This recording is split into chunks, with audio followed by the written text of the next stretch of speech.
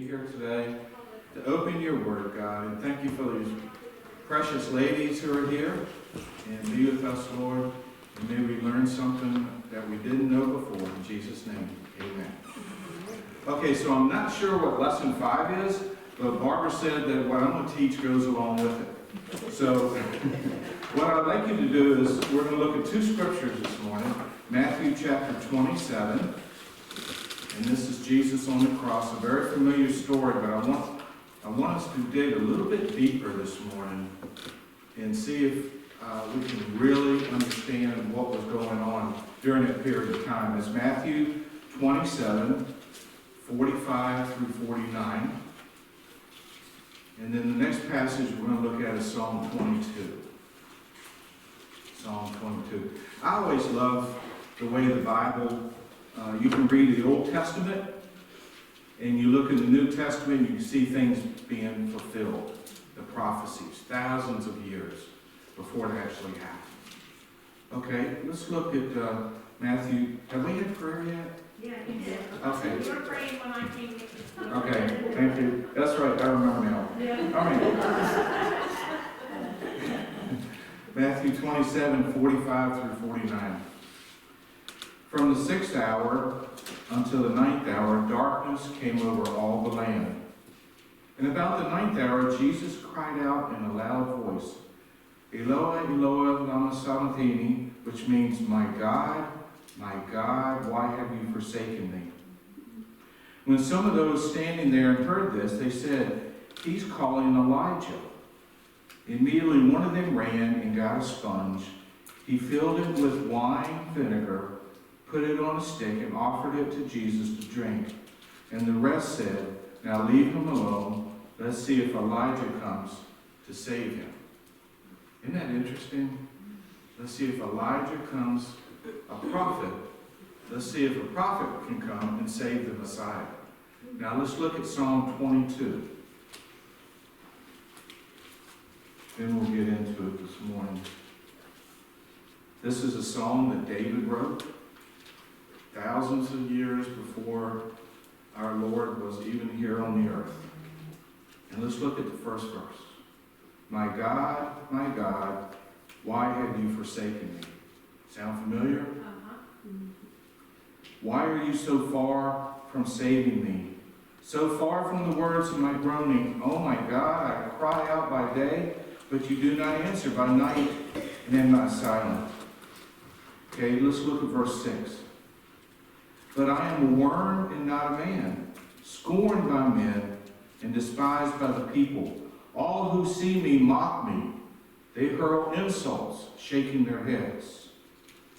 Okay, let's look at verse 14. I am poured out like water, and all my bones are out of joint. My heart has turned to wax, it has melted away within me. My strength is dried up like a potsherd, and my tongue sticks to the roof of my mouth. You lay me in the dust of death. All right?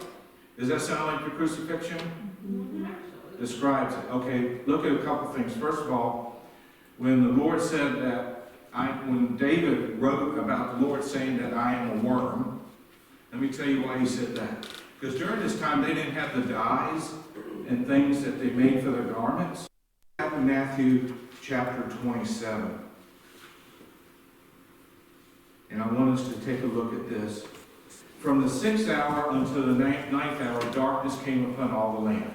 Now, anybody know what time period that would be? What's the 6th hour? Anybody know?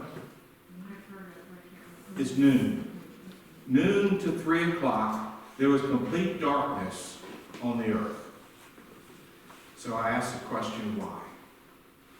Why would there be complete darkness? During that period of time, Satan, who roams the earth, is called the Prince of Darkness. And during this time, while Christ is on the cross, and all the sins came upon him, what were his words? My God, why have you forsaken me? In other words, why have you turned away from me? This was the first time ever where God and the Father were not one. Do you see that? God could not be one with Jesus at that moment because of the sin. And so, if it will, he turned his back on Jesus, and Jesus felt that. And he said, my God, why have you forsaken me? Darkness came over the earth, and Satan was having a heyday.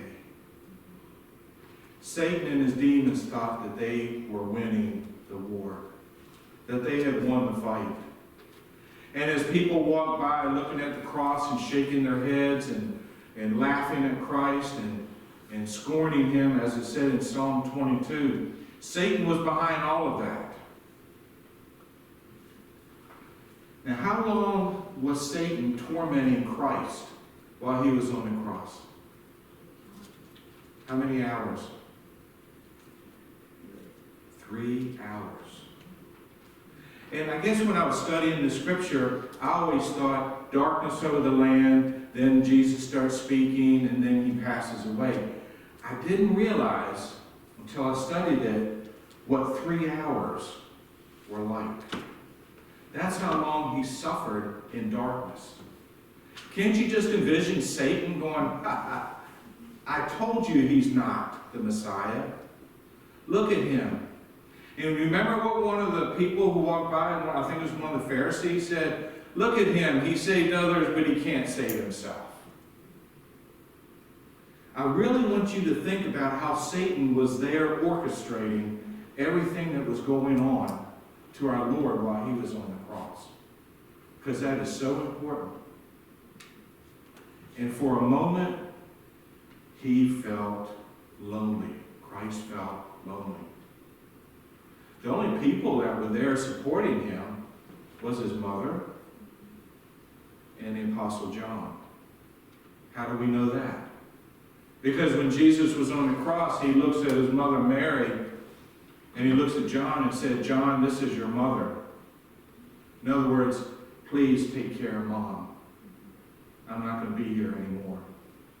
Which that tells me a lot about Christ too, doesn't it? He's on the cross to save the world, and he's focusing on his mother also. I always told my boys, when you date a girl, make sure you look at how she treats her mother. Because that's the way that she will treat you. And I've told girls the same way. I said, boys you're dating, you watch how they treat their mom. If they're hateful to their mom or they backtalk their mom, guess what? You're going to get a whole plate of that one day if y'all ever get married. So that shows me a lot about Christ also. So I want to look at the darkness just for a moment. Anybody remember the ice storm in 1998? Yes. We were without power 2 weeks. And all of a sudden, we all had to change the way we did our daily work, didn't we? I'm on a well. I didn't have a generator, so all of a sudden I didn't have any water. And you have your family there, your kids and your wife, and you're thinking, we got to get water somewhere.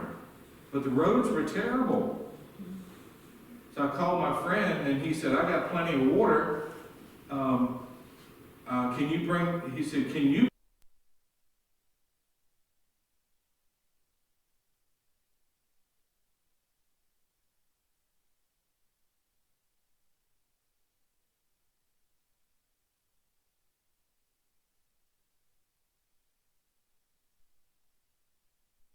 And then he would load my pickup with wood, and then I'd come home. You don't sleep in days like that. You're up before the sunrise. But you know what I remember the most about that? Is how dark it is, how dark it was in the evenings. Do you remember that? No lights in the house except maybe a little candle or your hurricane lamp. Your neighbors, there was no light. I just remember it was so dark. I remember we were going to bed at 6:30 in the evening like they used to 100 years ago.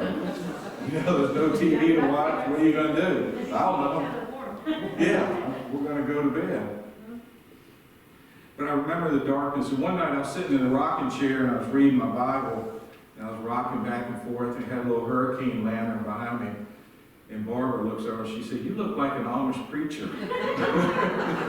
With the lights. But then word came that Nick's at Gloucester Point had power, and they were serving food. So we jumped in the truck and we went down there, and I remember walking in the restaurant, thinking how bright the lights were, sort of doing like this. Darkness. And the only thing that will repel darkness is the light. And Jesus told him plainly, "I am the light of the world." But at this moment, while he's on the cross, he's not.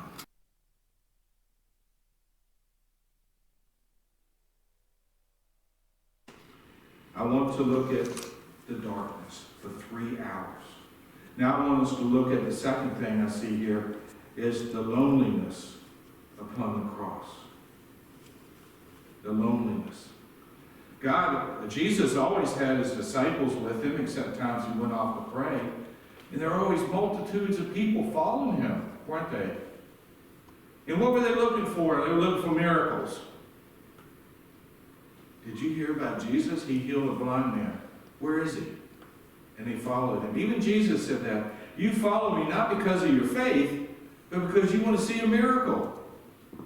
And there he is by himself. Lonely.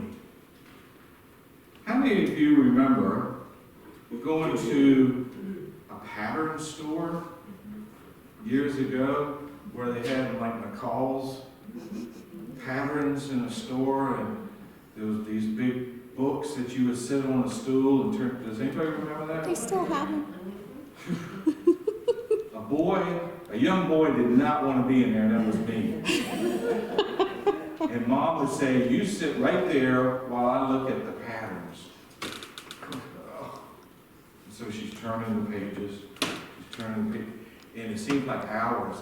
Well, I got up when she wasn't looking. I went running through the store, and then I got lost. I was only like 4 or 5 years old. And you know what I remember? Being lonely. I looked and I saw adults. I didn't know who they were. I didn't know where my mom was. And I wandered all around that store. I wandered out in the mall, and then Mom's calling me. "Billy, where are you?" I'm like, "Oh, my mom." But for a period of time, I was lonely. And it's hard for me to imagine that Christ, who had been sitting with angels in heaven for 3 hours, was lonely. Let's look at the third thing I see in here. That people were blinded before the cross. People stood at the cross, they looked up at Jesus, and they had no idea who he was. They were blinded. You see what I'm saying? There hung the Messiah, but to them, it was a man who had claimed to be a Messiah, now he was dying. Satan was behind that. Matter of fact, Satan, in Matthew 27:39 says, "Those who passed by hurled insults at him, shaking their heads in the same way the chief priests, the teachers of the law, and the elders mocked him. He saved others," they said, "but he can't save himself. He's the King of Israel. Let him come down now from the cross, and we will believe in him. He trusts in God. Let God rescue him now if he wants him. For he said, 'I am the Son of God.'" Can't you hear the ridicule in that? These were the priests. These were the teachers of the law. And they were blinded. Satan was blinding the people as they stood before the cross. And let me tell you, Satan is still in that business today. I did a funeral about a month ago. I do lots of funerals. I don't know. People don't like to see me drive up in their driveway for some reason. But I do lots of funerals because I'm from Gloucester and a lot of people know me. And this lady's husband had passed away. And I went there. I knew him, but I didn't know her. She said, "I don't want any of that preachy stuff at the funeral. We don't believe in life after death. So just say some nice things about him, but don't do any preachy scripture stuff. I said, man, you got the wrong person. So I did anyway. But I was thinking, how sad. Don't they live in a world of darkness? They believed that was it. Put the husband in the ground, that's it. There's no life everlasting. I don't know how people can get through each day without knowing something better is coming in the future. Blinded by darkness.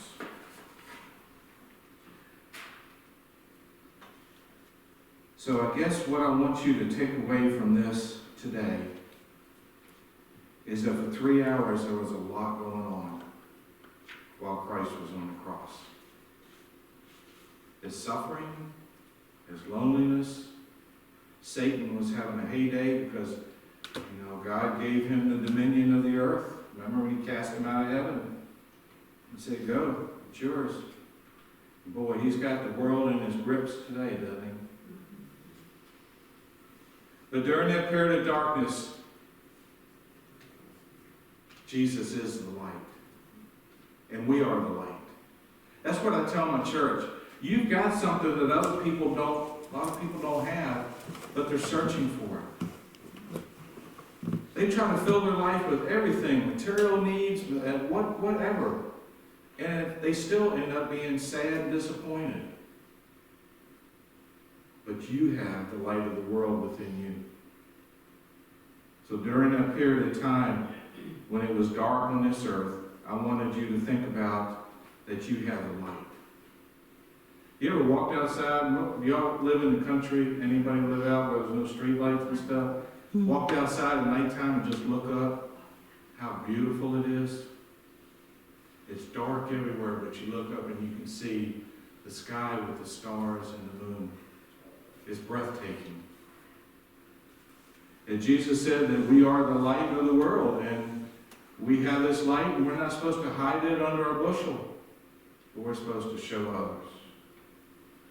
So I wanted you to see today, and Barbara said it did go along sort of with the lesson about what Christ did on the cross. The most important thing I think he did on the cross when he said, Father, forgive them, for they don't know what they're doing. That tells us a lot about Christ also, doesn't it? Okay. Any questions? I'm not a long preacher, so I think that's why I've been in 7 or 15 years. I had some people put notes in the book and the offering plate every now and then and said, can you preach longer? I'm like, no. No. Because I never heard about a church running a preacher off because he preached too short. Anyway, thank you, ladies, for allowing me to come today. And God bless you all.